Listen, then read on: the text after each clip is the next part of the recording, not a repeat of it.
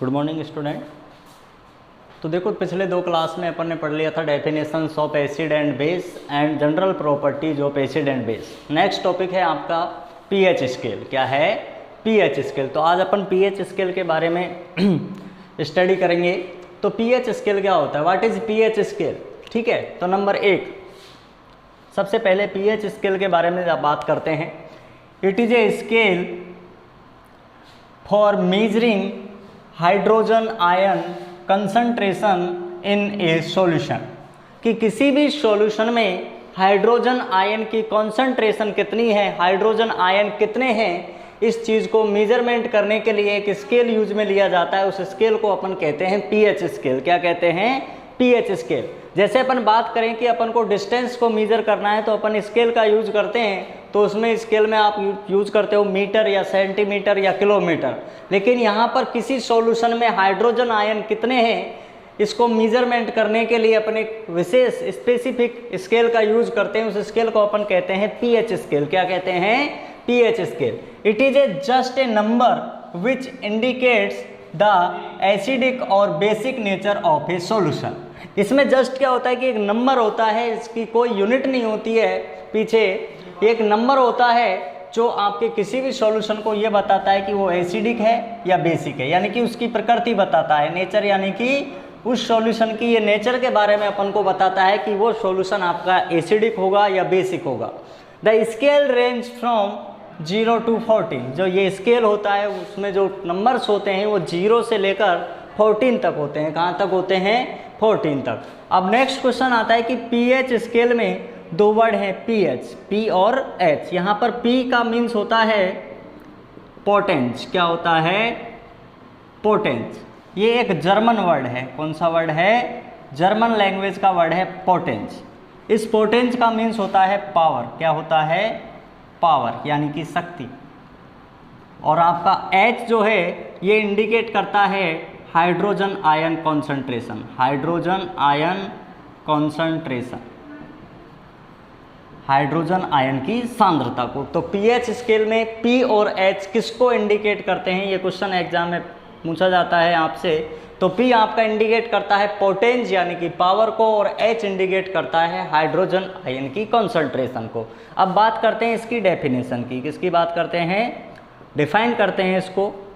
ठीक है, तो नेगेटिव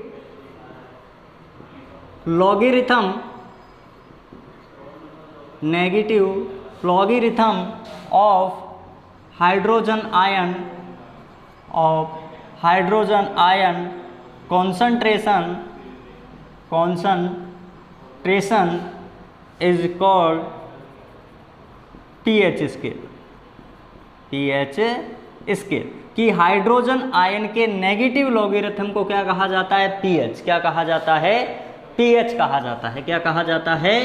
पीएच। इसका फॉर्मूला होता है पीएच को ड्राइव करने का, पीएच बराबर -log10 और H plus ion concentration.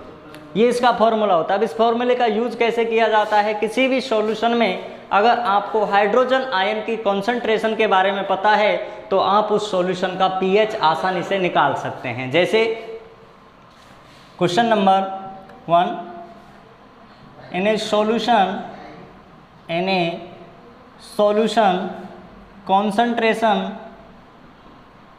concentration of hydrogen ion is 1 into 10 की पावर -4 मोल प्रति लीटर, मोल पर litre.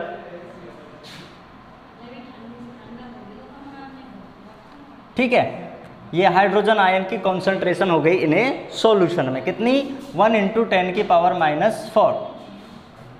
Find out the pH of this solution. तो इस सॉल्यूशन का आपको क्या फाइंड आउट करना है? pH। क्या याद करना है? pH। तो देखो फॉर्मूला क्या था मेरे पास? फॉर्मूला था pH = -log10 और यहाँ पर H प्लस। वैल्यू पुट करेंगे अपन -log या 10, H प्लस की जगह क्या आ जाएगा? 1 into 10 की पावर -4। ठीक है, जब इस प्रकार का सॉल्यूशन होता है लॉग वाला तो ये जो पावर होती हैं 10 की ये कहाँ आ जाती हैं, सामने आ जाती हैं।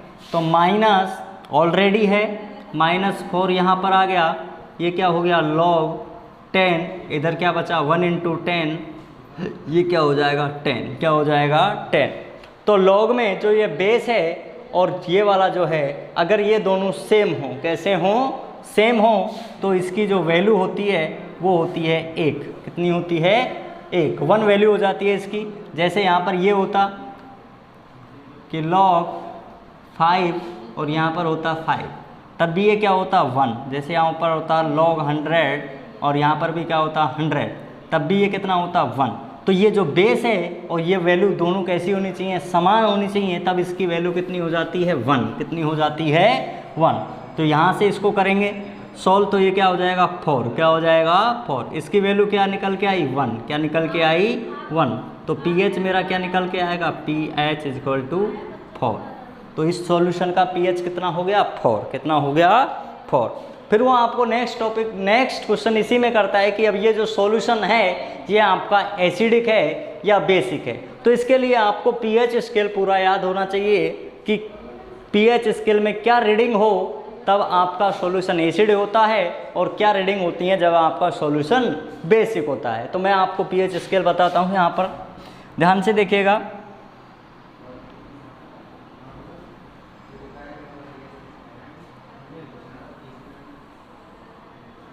यहाँ पर होता है 7, क्या होता है 7। कहाँ से चलता था ये 0 से, तो यहाँ हो गया आपका 0, 1 2 7 8 9 10 11 12 13 और 14। ये होते हैं आपके H+ आयन और ये होता है आपके H- आयन। अगर किसी भी सॉल्यूशन का pH कितना है 7 है, कितना है 7, तो ये सॉल्यूशन आपका होगा न्यूट्रल। कैसा होगा, न्यूट्रल। अगर 7 से कम है, लेस देन 7, इधर चलेंगे तो ये होगा एसिडिक। कैसा होगा, एसिडिक। और अगर अपन इधर चलेंगे तो ये होगा बेसिक। कैसा होगा, बेसिक। तो 3 चीज़ें निकल के आती हैं। If the pH of any solution is 7, then this solution is neutral। अगर किसी भी सॉल्यूशन का pH कितना है 7 है तो वो कैसा हो जाता है, न्यूट्रल। कैसा हो जाता है, neutral. Number 2, pH of any solution is less than 7, less than 7, 7 से कैसा हो, कम, then solution will be acidic।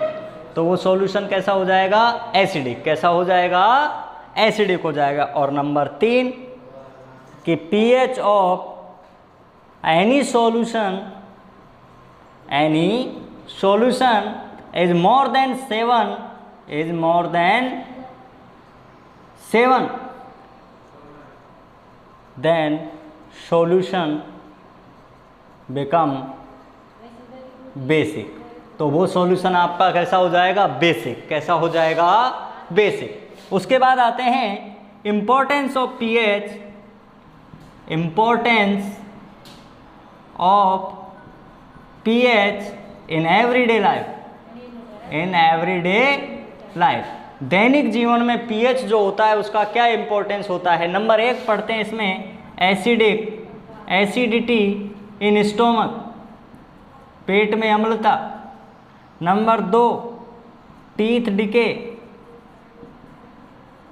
Number 3, sting of insect, sting of insect. Number 4 पर पढ़ा जाता है एसिड रेन। क्या पढ़ते हैं, एसिड रेन। और नंबर 5 पर पढ़ते हैं pH of soil, pH of soil. ये 5 इसके क्या होते हैं, इम्पोर्टेंस। क्या होते हैं, इम्पोर्टेंस। जिसमें एसिडिटी इन स्टोमक क्या बताता है, कि आपके स्टोमक में एक एसिड बनता है HCl। कौन सा एसिड? HCl acid. अगर HCl एसिड की जो क्वांटिटी है वो ज़्यादा हो जाती है तो आपको पेट में क्या होती है? जलन होती है, क्योंकि वहाँ पर ऑलरेडी एसिड है HCl। अगर ये एसिड और ज़्यादा हो गया तो एसिड क्या कहते हैं? जलन करते हैं। तो इस एक को कम करने के लिए अपन किसका यूज करते हैं? बेस का। किसका यूज करते हैं? बेस का। जिसमें आप इनो वगैरह लेते हैं तो उस इनो में क्या होता है? मैग्नीशियम हाइड्रोक्साइड, जो कि एक क्या है? बेस। क्या है? बेस। टीथ डिके कि अपन रात्रि के समय जब भी खाना खाते हैं तो खाने का जो कुछ हिस्सा होता है वो आपके कहाँ रह जाता है? दांतों में। कहाँ रह जाता है? दांतों में। तो इसकी वजह से माउथ के जो बैक्टीरिया होते हैं वो इससे क्या कर लेते हैं? रिएक्शन कर लेते हैं, और जो आपका माउथ होता है उसका pH जो कि 6.5 होता है उससे कम होकर के 5.5 रह जाता है। कितना रह जाता है? 5.5, जिससे कि आपकी टीथ के ऊपर जो कवरिंग पार्ट पाया जाता है एनामिल का, किसका? एनामिल का जो कवरिंग पार्ट पाया जाता है ये पार्ट आपका खत्म होने लगता है, इसलिए इसको कहा जाता है teeth decay. Sting of insect कि कोई भी कीट हो उसकी जो डंक होता है उसमें फॉर्मिक एसिड पाया जाता है। क्या पाया जाता है? Formic acid. तो ये जब भी आपका इंसेक्ट जो होता है आपकी स्किन के टच में आता है तो ये फॉर्मिक एसिड स्किन में चला जाता है, जिससे बर्न होता है, यानी कि जलन होती है। तो इसको ख़त्म करने के लिए अपन किसका यूज करते हैं? बेस का। किसका यूज करते हैं? बेस का। एसिड रेन ये आप शुरू से पढ़ते आए। और pH ऑफ सोइल कि आप किसी भी क्रॉप को सोइल में अगर क्या करते हो? ग्रो करते हो, तो उससे पहले उस सोइल के pH के बारे में आपको क्या होना चाहिए? पता होना चाहिए। तो ये हो गए importance of pH in everyday life. Next अपन पढ़ेंगे importance some important organic compound, ठीक है, जिसमें अपन सबसे पहले पढ़ेंगे सोडियम क्लोराइड, फिर पढ़ेंगे sodium carbonate, sodium bicarbonate, soap, detergent. ये अपन पढ़ेंगे नेक्स्ट वीडियो में। Thank you.